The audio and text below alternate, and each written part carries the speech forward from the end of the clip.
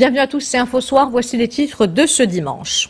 Au moins 300 morts et des centaines de blessés après un tsunami en Indonésie. Un bilan provisoire qui pourrait encore s'alourdir. La catastrophe a été causée par l'éruption quelques heures plus tôt du volcan Anak Krakatoa. Les secours tentent toujours de retrouver des survivants.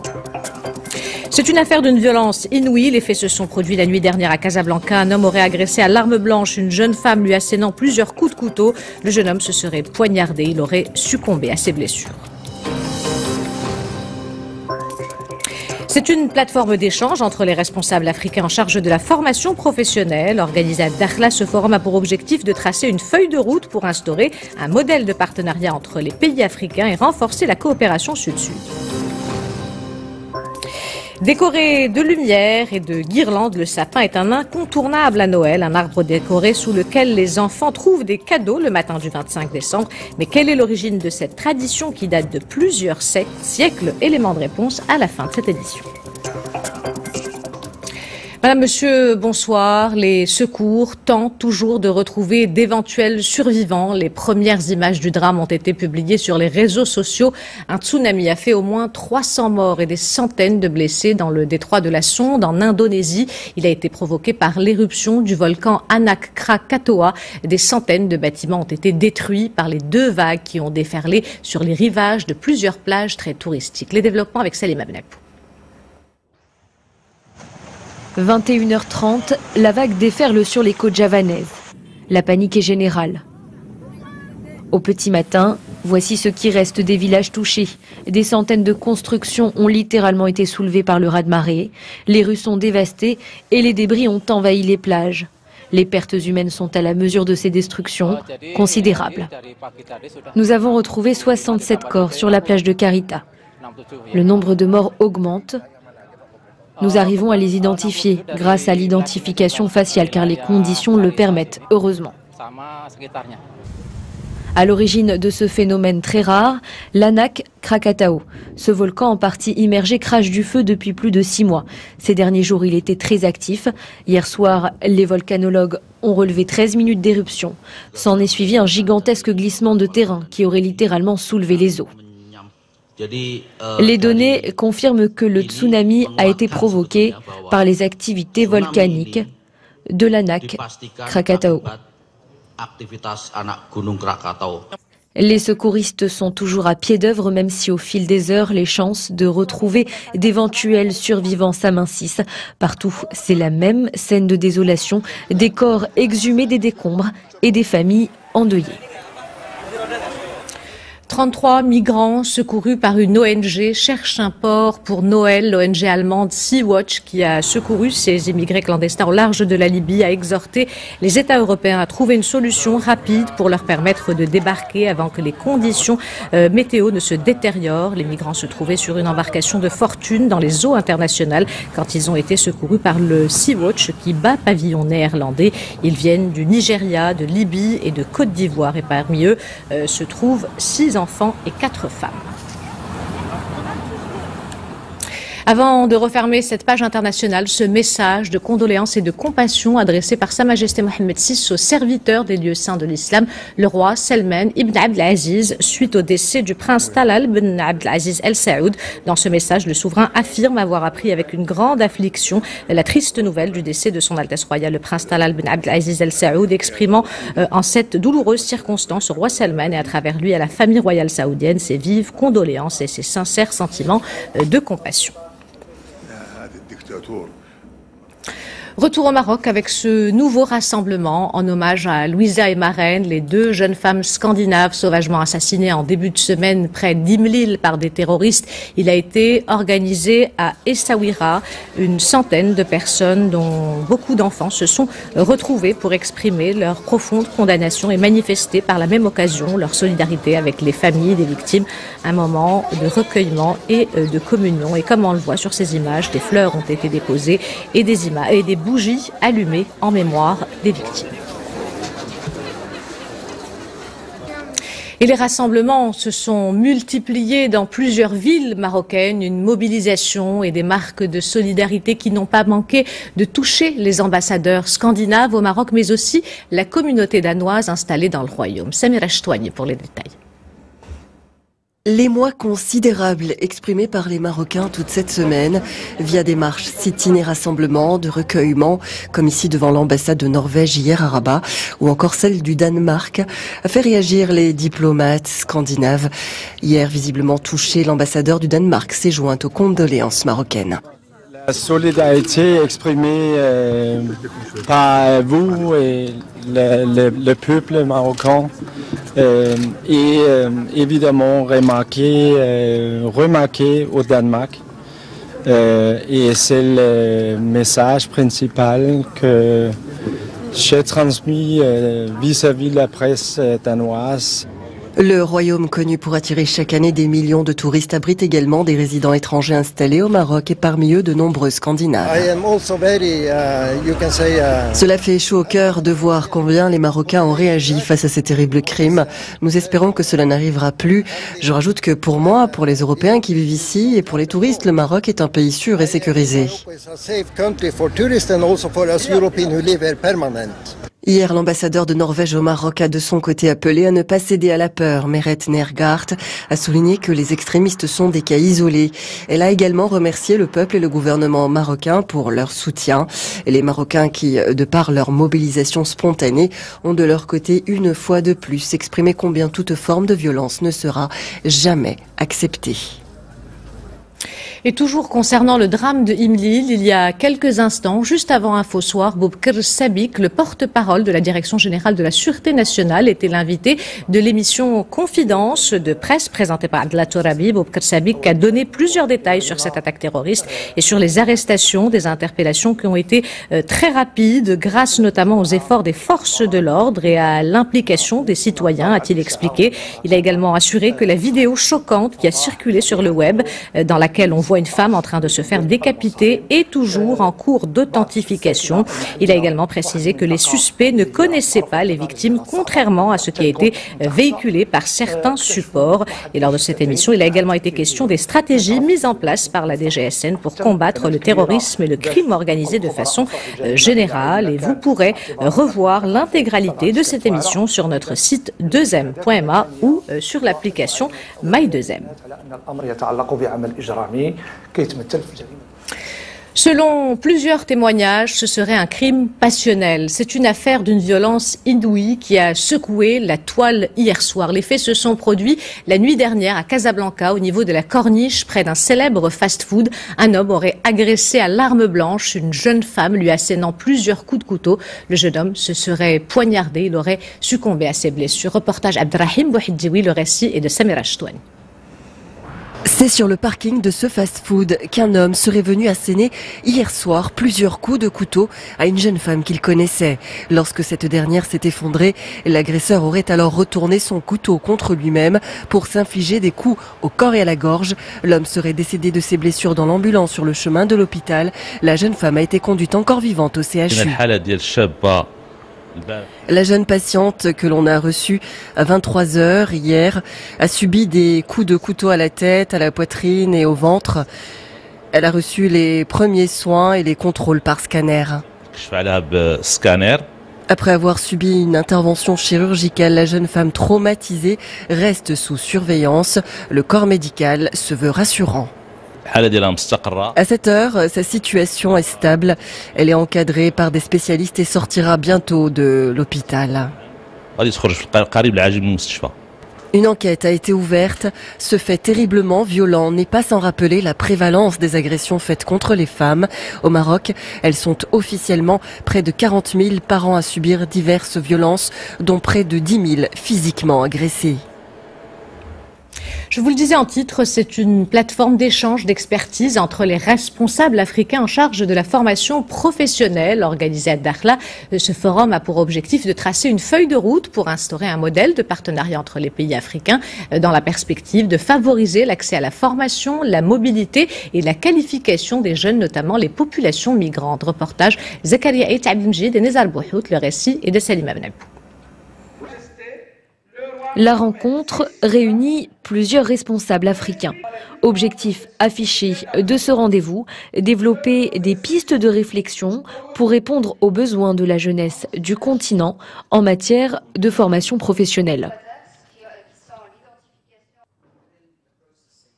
ce moment de partage qui a été créé par le Royaume du Maroc à la satisfaction de tous les Africains que nous sommes.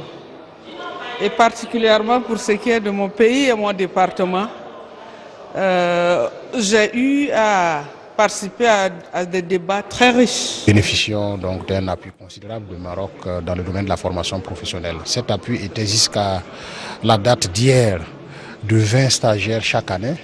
Et à partir d'hier, nous avons signé une convention qui porte ce nombre de 20 à 50 par an.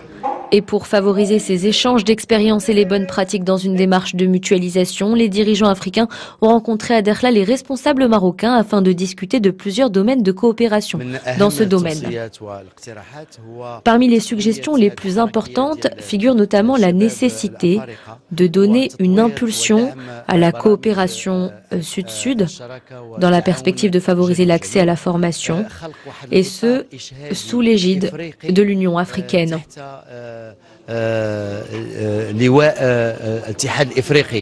Dans une déclaration finale, les participants ont souligné l'importance d'instaurer un multilatéralisme africain fort pour répondre aux défis liés à la gouvernance de la formation professionnelle. Parlons consommation à présent. Long ou serré, le café est bon pour la santé. Depuis une dizaine d'années, de nombreuses études ont confirmé les effets positifs du café sur, entre autres, la prévention du cancer ou des maladies cardiovasculaires. Les scientifiques recommandent de boire 3 à 4 tasses par jour. Mais attention, consommer à des doses élevées, la caféine peut perturber le sommeil et provoquer de l'anxiété ou de l'irritation. Plus de précisions dans ce reportage de Izza Sharqi et Mohamed Chehimou. C'est un instinct basique et apparemment bienfaiteur pour notre santé. Nous en consommons en moyenne 5,5 kg par personne et par an. Le café rythme nos journées. Il est essentiel que je prenne mon café du matin. Ça me donne de l'énergie pour bien débuter la matinée. La plupart des clients viennent ici pour consommer du café, essentiellement du café noir, surtout le matin. Selon une étude récente, boire 3 tasses de café par jour permettrait de vivre plus longtemps. Riche en antioxydants, il serait bénéfique pour lutter contre les maladies circulatoires et celles du système digestif. Une autre enquête américaine fait le même constat. Le café a tout bon contre les maladies cardiovasculaires, notamment les infarctus et les AVC. Mais attention à ne pas trop en consommer. Ça peut être bénéfique pour le métabolisme. Par exemple, il paraît que ça peut réduire le risque de diabète. Il paraît que ça peut avoir un effet bénéfique sur la fonction des artères. C'est un aliment qui est indispensable à prendre quotidiennement, sauf il ne faut pas trop dépasser la dose conseillée de 3 à 4 tasses par jour. Les 3 tasses de café vont nous procurer un apport important d'antioxydants, très important comme produit ou comme nutriment pour lutter contre le vieillissement cellulaire. Ils vont aider pour les gens qui souffrent de constipation de réguler leur transit intestinal. Avec près de 2,3 milliards de tasses absorbées quotidiennement, le café est la boisson la plus bue dans le monde. L'Organisation mondiale de la santé a cessé en 2016 de classer le café comme cancérigène lié au cancer de la vessie. Selon l'Institution mondiale, cette boisson réduirait même le risque de tumeurs utérines et du foie. Le café qui a aussi donné son nom à ce festival organisé à Casa, le Festival national Ciné-Café. Cette année, 10 courts-métrages marocains sont en lice pour le Grand Prix. Mais avant que le jury ne se prononce sur cette 3e édition, des projections grand public ont été organisées. Reportage Aladdin Hmini, le récit est de Sarah Jabri. Le Grand Prix de la 3e édition du Festival national Ciné-Café est revenu au jeune réalisateur Rabi El-Jauhari pour son tout dernier film, Zinzana, un court-métrage percutant qui n'a pas laissé l'audience ni le jury de marbre. Je suis très heureux de recevoir ce prix, surtout venant d'un jury composé d'intellectuels et de professionnels du cinéma marocain.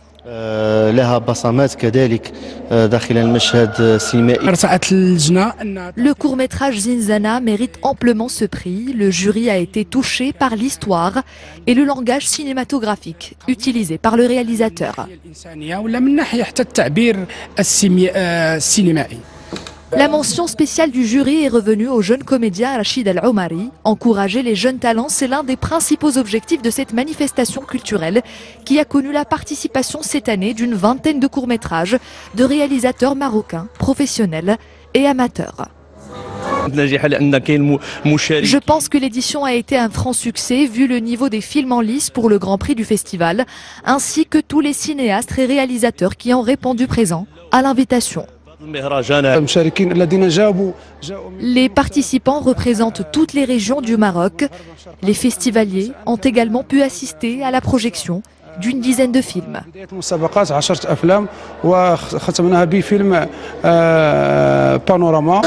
En plus des projections grand public de courts et de longs métrages, un masterclass et des ateliers débats ont été organisés au profit de jeunes issus de la ville de Taza pour leur permettre de s'ouvrir à des perspectives nouvelles. Cinéma, toujours, le Grand Prix Ousmane Sembène de la 21e édition du Festival du cinéma africain de Khouribga a été décerné au film kényan Soupa Modo du réalisateur Likarion Wenena hier soir lors de la cérémonie de clôture tenue au complexe culturel de Khouribga. Ce film de 74 minutes raconte l'histoire d'une jeune fille qui rêve de devenir une super-héroïne et comme on le voit sur ces images, la soirée de clôture a également été marquée par ce vibrant hommage à l'acteur marocain Mohamed Khoui. Au-delà du regard, c'est le nom de cette exposition qui rend hommage aux femmes. C'est dans la capitale qu'Abdelillah Chahidi a décidé de présenter ses toiles, des tableaux où il met en avant les droits, les libertés et les difficultés de la gente féminine, notamment dans les sociétés arabes. Il présente également au public l'œuvre de 30 années d'art et de travail. Ce sont des images de Adil Bouskri commentées par Rita Sah. Elle n'entend pas, ne parle pas, ne voit pas. Sur cette toile, Abdelillah Chahidi représente l'image de la femme dans certaines sociétés arabes et ses droits, trop souvent bafoués. C'est d'ailleurs le maître mot de ses œuvres. L'artiste marocain expose dans chacune d'entre elles différents sujets qui mettent en avant la condition de la gente féminine. Je travaille sur le thème de la femme dans mes œuvres. Je montre ses difficultés au quotidien, ses droits, ses libertés, les traditions qu'elle doit suivre. Abdelillah Chahidi mélange les couleurs vives et obscures, mais également les matières. Il crée lui-même certains éléments à partir de pierres venues du sud du royaume et parvient ainsi à transmettre différentes émotions au public.